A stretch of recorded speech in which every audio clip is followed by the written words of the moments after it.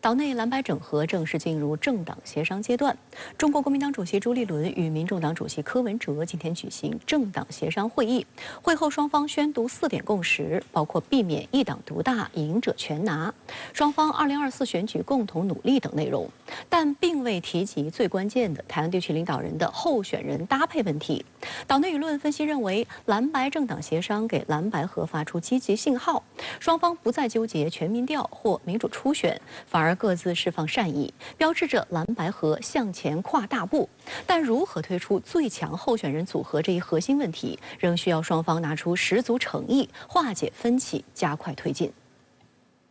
蓝白政党协商上午9点半登场，地点选在台北市长官邸。朱立伦和柯文哲两人服装凸显蓝白合的诚意，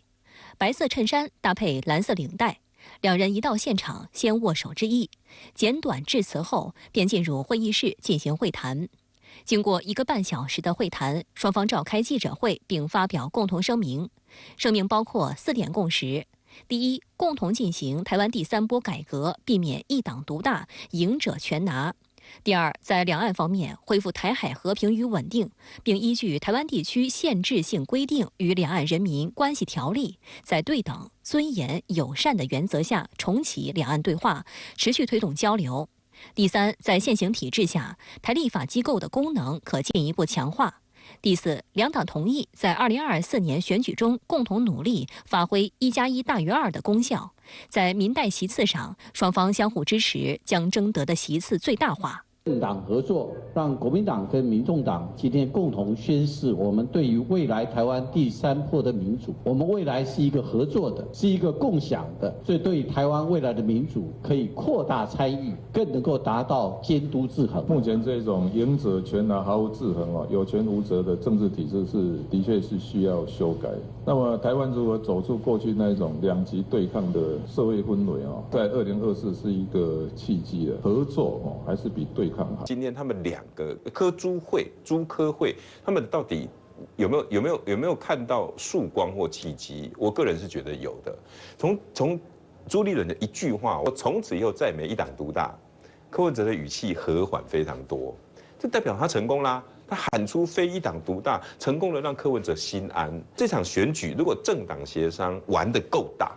民进党可能会被往旁边排挤，他就变成另外的一方。但外界更加关注的蓝白合2024选举候选人选产生方式，柯文哲与侯友宜两人如何搭档，声明只字未提。不过与第一次蓝白幕僚协商后，双方互放狠话不同，柯文哲记者会上释放了善意。要合作，那当然不管柯侯柯是不是在同一张选票上面，我们也是尊重国民党的意见。你有个公平的双方可以接受的办法，那就可以了。我们要尊重当事人的意愿。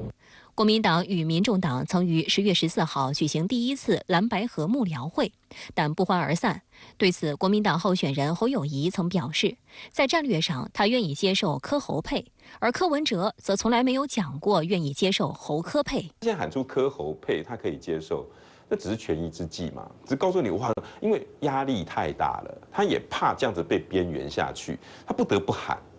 他如果不喊，他大概就在这场局很难玩下去。我觉得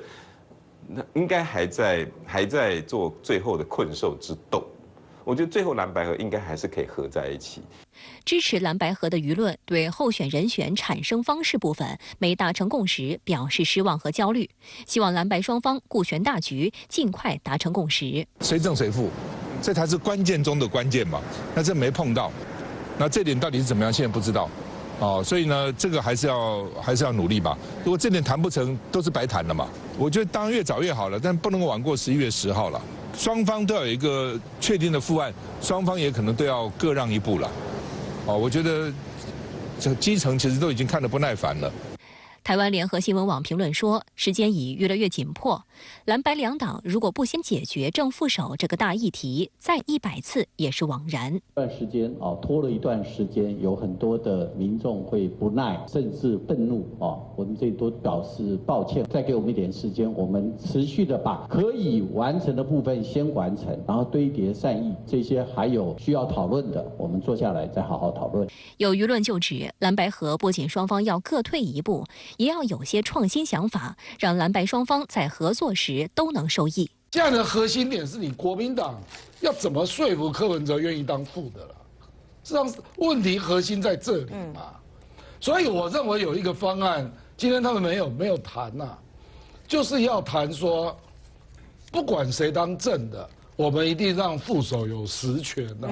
值得一提的是，据台媒报道，在国民党与民众党正式举行政党协商之前，柯文哲还与以个人身份宣布参加2024选举的台湾鸿海集团创办人郭台铭会面。柯文哲称要团结一切可以团结的人，朱立伦也称蓝白合一定不会排除异己。有媒体分析认为，也不排除朱立伦与郭台铭会面的可能。对于蓝白政党协商，民进党则公开批评称，蓝白政党协商是毫不掩饰、公开上演政治分赃戏码。民进党发言人张志豪通过新闻稿表示，蓝白合戏码一拖再拖，歹戏拖棚，更公开进行权位分赃，吃相难看。尤其柯文哲周一约会国民党，但周日又幽会郭台铭，游走各个政党之间，政治操守令人瞠目结舌。对此，岛内舆论指，民进党才是真正进行政治分赃的罪魁祸首。之所以要给蓝白协商泼脏水，就是担心蓝白合成功，将来会把民进党赶下台。我就回答一句啊，关你屁事，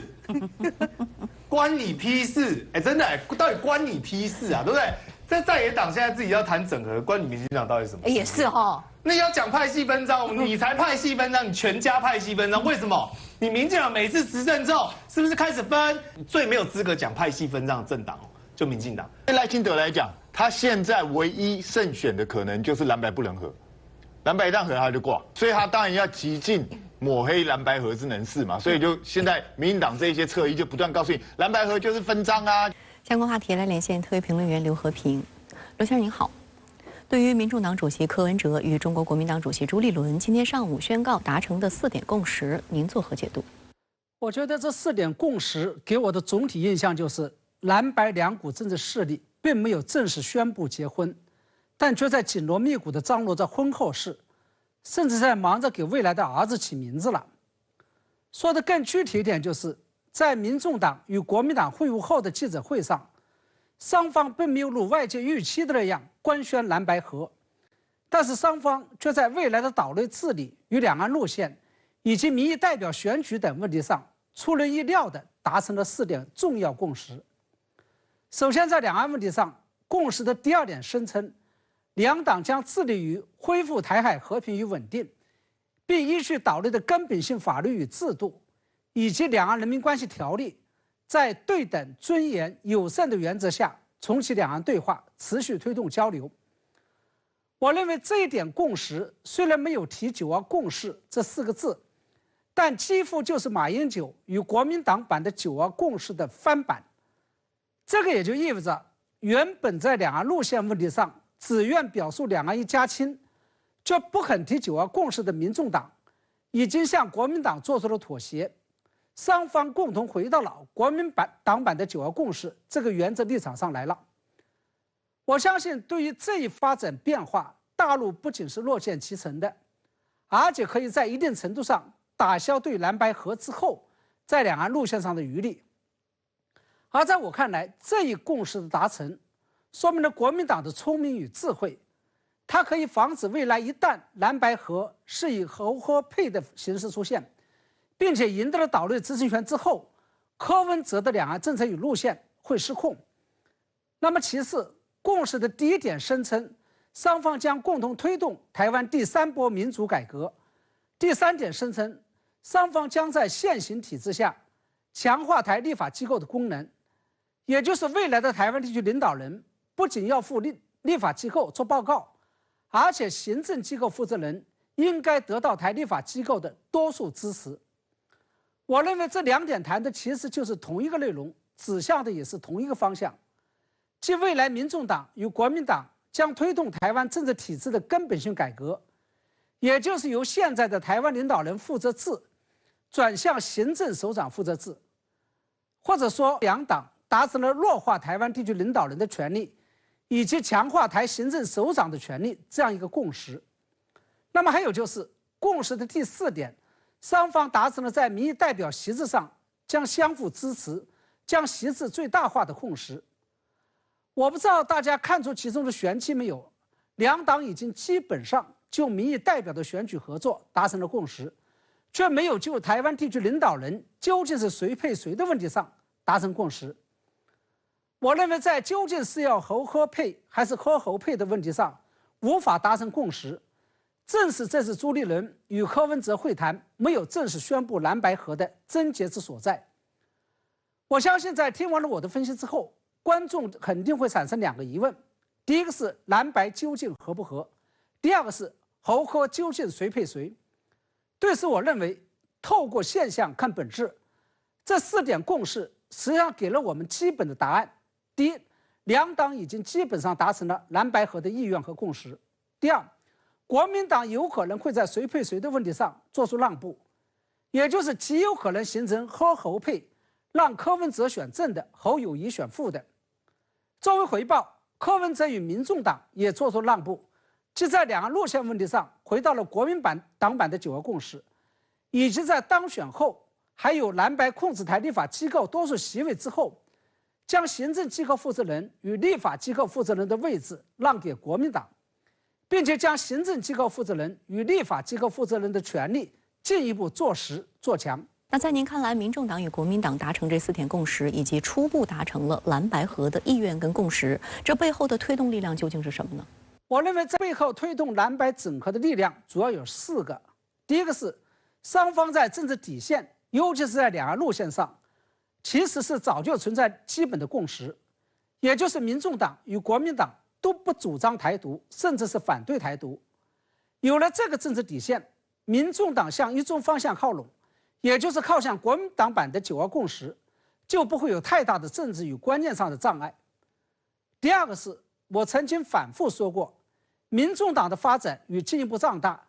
其实是泛蓝阵营进一步分裂的结果。因为柯文哲的支持者主要是来自于泛蓝，尤其是泛蓝中的年轻人，这种共同而又略有区别的基本盘，也是促成蓝白最终走向合作的关键。第三个就是蓝白双方都有着下架民进党的共同政治动机，尤其是岛内下架民进党的民意基础始终保持在60%以上，更是强化了双方的意愿和动机。第四，这是因为政治权力和政治利益的巨大诱惑。国民党只有跟民众党实现蓝白合，才有可能会在阔别8年之后拿回岛内的行政权，甚至是进一步拿回台立法机构的控制权。而民众党则只有借助国民党的组织动员与人才优势，才有可能实现自身政治权利和利益的最大化，不仅可以从国民党身上分配到更多的政治资源，甚至还有可能史无前例地取得岛内的执政地位。那民众党与国民党合作，蓝白走向整合，又会对赖清德与民进党的选情带来什么样的影响？在回答这个问题之前，我想提醒大家的是，昨天赖清德在跑选举过程当中突然表示，假如问魔镜全世界最希望下架民进党、最希望蓝白合的是谁，答案一定是中国共产党，因为扶持一个所谓的亲陆政权，比并吞台湾的代价相对少得多。我认为这一表态实际上非常清晰地反映出了赖清德内心深处对于蓝白合的紧张与恐惧，因为几乎岛内所有的民调都显示，蓝白合将会战胜民进党，赢得岛内的执政权。正是在这种情况下，赖清德才会上纲上线，为蓝白合贴上红色标签，以达到抹红与妖魔化蓝白合的目的。而面对赖清德的抹红动作，侯友宜与柯文哲居然罕见地采取了一致步调，进行了反击。这不仅意味着统独大战将会贯穿整个2024选举过程当中，而且民众党与国民党、柯文哲与侯友宜已经站在了同一战线上。